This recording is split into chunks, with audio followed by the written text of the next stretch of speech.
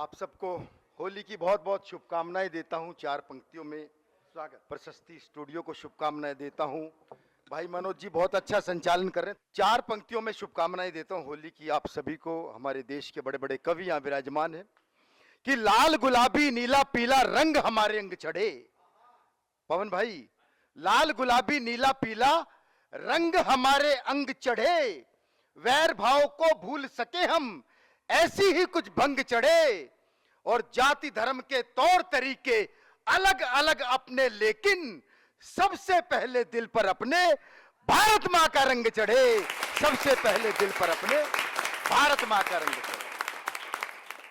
अभी प्यार प्रेम की बहुत सी बातें विनोद भाई करके गए, और मैंने तो जीवन में एक ही बार प्यार किया। भैया इतनी ज्यादा ही कर दिया, आवाज आपने गूंज रही आवाज।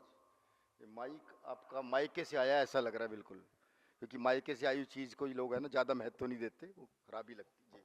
सुनिएगा, तो मैं जब कॉलेज में था तब एक बार मैंने प्यार हो गया, एक लड़की को देख के प्रेम जाग गया। तो बोली कि मेरे लिए चार पंक्तियां लिख दो। मैंने कहा जी कोशिश करता हूं, और मेरी अंतिम कोशिश थी अली भाई। वो उसके बाद वो लड़की कॉलेज छोड़ गई। वो चार पंक्तियां सुन लो, आनंद ले लो, और हाथों को खोल लेना एक बार।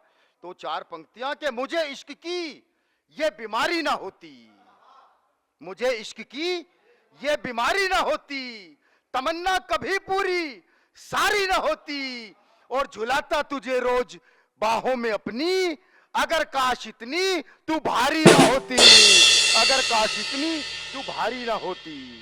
तो ना ना ना ना, आप समझ गए 150 किलो वाली से टक्कर ले रहा हूं मैं तुम्हारी। हाँ हाँ। तो उसके बाद एक बार और मैंने प्रयास किया।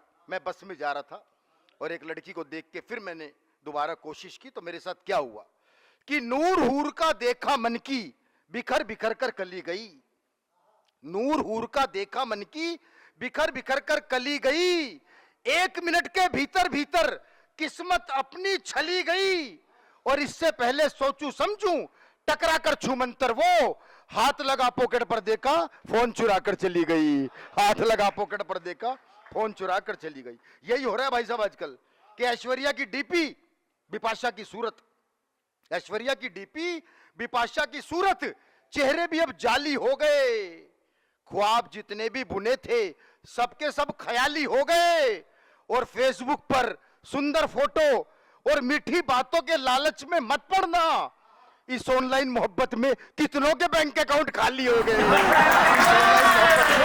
कितनों के बैंक, जिसे तुम जान से ज्यादा करते थे प्यार, जिसे तुम जान से ज्यादा करते थे प्यार, वो तुम्हारे क्रेडिट कार्ड से लाखों की शॉपिंग करके हो गई फरार। अरे धोखा खाने वालों संभलो, अपने प्यार को न यूं पहली नजर में पास करो, पहले इस्तेमाल करो फिर विश्वास करो, पहले इस्तेमाल करो फिर विश्वास करो। तो ये स्थितियां हो रही है भाई साहब। तो मैं तो देखो हरियाणा का हूं, हरियाणा में तो पवन अभी आपको पता है कि वहां तो हादसे हर जगह। मैं तो हरियाणा की एक सास की बात बता रहा हूं कि एयरफोर्स का एक पायलट अपनी हरियाणवी सास को एयर शो में लेके आया, तो उसने ये सोचकर जहाज को उल्टा सीधा ऊपर नीचे दाएं बाएं हर एंगल पर घुमाया कि मेरी सास को मेरा हुनर दिख जाएगा। लेकिन जब शो खत्म करके सास के पास पहुंचा तो सास बोली बेटा हिम्मत मत हारियो, धीरे धीरे सीधा चलाना भी सीख जाएगा।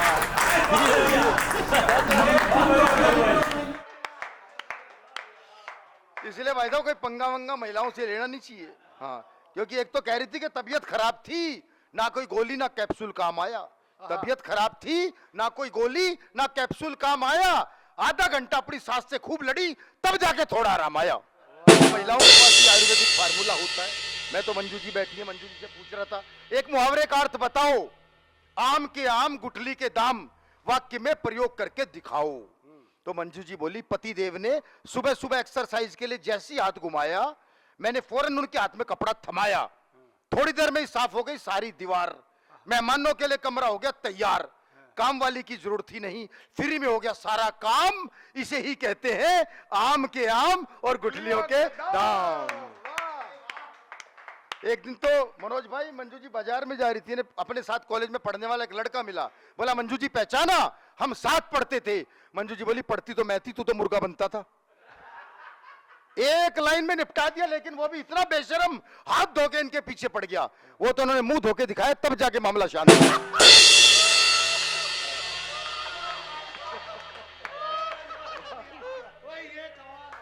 हाँ। मैं तो मनोज भाई आपको पता है 8 देशों में गया हूं, अंतरराष्ट्रीय कवि हूं। पिछली बार जब मैं यूरोप की यात्रा पे गया तो वहां कवि सम्मेलन के पश्चात घूमने निकल गया, तो वहां देखा एक म्यूजियम था, और म्यूजियम के बाहर स्कर्ट में अंग्रेजन खड़ी छोटे छोटे कपड़ों में। मैंने कहा जी आप? बोली मैं यहाँ गाइड हूँ। मैंने कहा कितने पैसे? बोली 100 यूरो। अच्छा, भारत का आदमी सबसे पहले यूरो को रुपए में कन्वर्ट करेगा। मैंने भी वही काम किया पवन भाई, तो 100 से गुणा कर ली। मैंने कहा 10,000, ये तो बहुत ज्यादा हो गए। मैंने कहा अभी तो हम प्रशस्ति स्टूडियो का एक कार्यक्रम कर रहे हैं, अभी इतने पैसे नहीं दे पाऊंगा।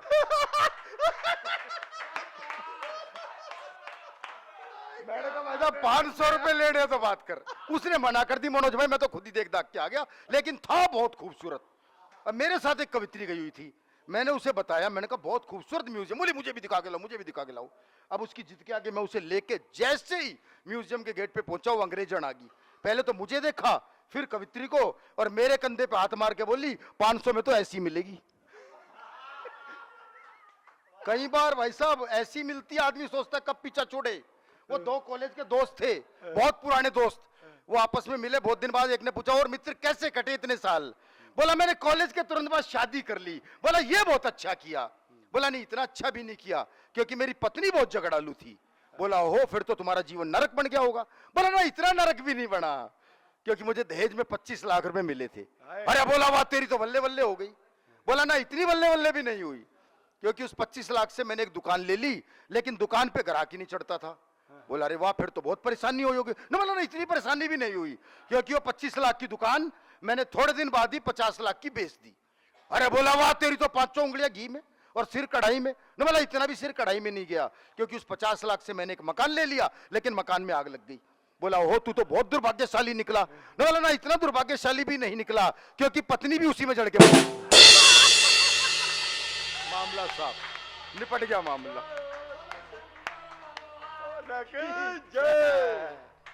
तो लीजिए मैं 2 पंक्तियां आपके सामने रखता हूं कि कविता क्या है। कविता एक आयुर्वेदिक औषधि है। कविता एक आयुर्वेदिक औषधि है, जितनी पुरानी उतनी ही गुणवती कहलाएगी। अरे अंग्रेजी की दवा नहीं जो एक्सपायर हो जाएगी, अरे अंग्रेजी की दवा नहीं जो एक्सपायर हो जाएगी। मैं एक कविता से आपको जोड़ता हूं, 3 मिनट की कविता पढ़ के मैं विराम दूंगा।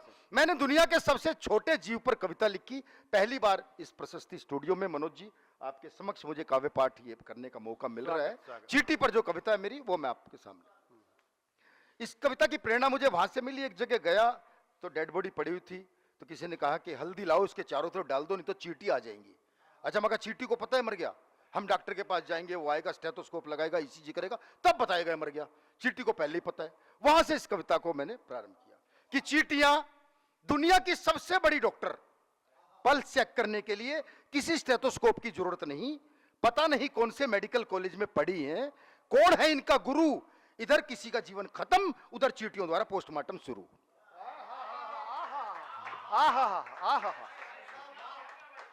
भाई वाह वाह वाह।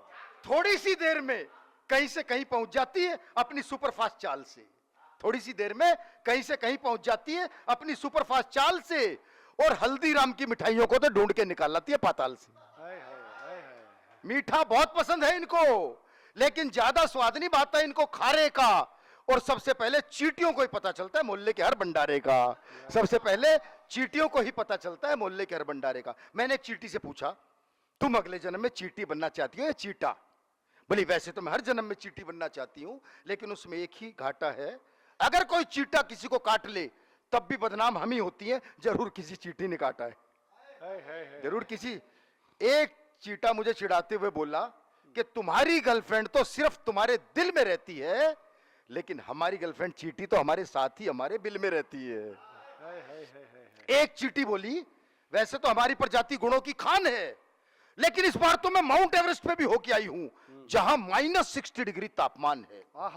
तो माउंट एवरेस्ट से लौटा एक पर्वतारोही बोला, मैं नहीं मानता, और कोई दम नहीं है चीटी रानी तुम्हारे इस झूठ में। चीटी बोली अरे बावड़े, मैं तो छिपी बैठी थी तेरे ही स्लीपिंग सूट में। दिमाग बहुत है हमारे अंदर, भले ही छोटे छोटे से हैं पैर, और एक बार तो किसी की जेब में बैठ के बिना पासपोर्ट लंदन तक की करी आई सर। हम चींटियां चले तो चलती ही जाएं किसी अंतरिक्ष यान की तरह, या फिर किसी भारतीय महिला की जुबान की तरह, या फिर किसी भारतीय महिला की दुनिया के अलग अलग हिस्सों में। दो पंक्तियां विशेष तौर पे सनातन संस्कृति के लिए कि दुनिया के अलग अलग हिस्सों में मेरे साथ अलग अलग व्यवहार होता है, लेकिन धन्य है सनातन धर्म, धन्य है सनातन संस्कृति, जहां हमारे बिलों पर आटा डालकर हमारा सत्कार होता है, जहां हमारे बिलों पर आटा सत्कार होता है। वाह। चींटी बोली, वैसे तो मैं किसी को कुछ नहीं कहती, लेकिन अगर कोई छेड़ दे तो ऐसा काट खाऊं कि सारा नशा उतार दूं, और सूंड में घुस जाऊं तो बड़े से बड़े हाथी को मार दूं, सूंड में घुस जाऊं तो बड़े से बड़े हाथी को मार दूं। आदमी 2 सीढ़ी से गिरे तो 3 महीने का प्लास्टर, कभी कभी ऐसी भी किस्मत फूटती है, और उधर चींटी को देख लो, छत से गिरे उठ के चल दे, अगली की टांग तक नहीं टूटती है। और जिन पंक्तियों के लिए कविता लिखी है, वो समापन की पंक्तियां मैं सुनता हूं कि चींटियां अपने वजन से 50 गुना वजन उठाकर चलती हैं, दिन और रात 24 घंटे जिंदगी ने इनसे बहुत मेहनत करवाई है, इसीलिए चींटियां कभी भी सोती नहीं, क्योंकि भगवान ने उनके हिस्से में नींद ही नहीं बनाई है, भगवान ने उनके हिस्से में नींद ही नहीं बनाई है। और जब नींद नहीं तो सपने नहीं, जब नींद नहीं तो सपने नहीं, इसलिए सपनों की दुनिया को छोड़ो और जीवन में आगे बढ़ने के लिए इन कर्मठ चींटियों की तरह अनवर दौड़ो। अब देखना यह है कि हम में से कौन कौन है जो अपने उद्देश्य की प्राप्ति के लिए अपना सर्वस्व झोंक सके, फिर देखना दुनिया की कोई ताकत नहीं जो हमें हमारी लक्ष्य प्राप्ति से रोक सके, जो हमें हमारी लक्ष्य प्राप्ति से रोक सके।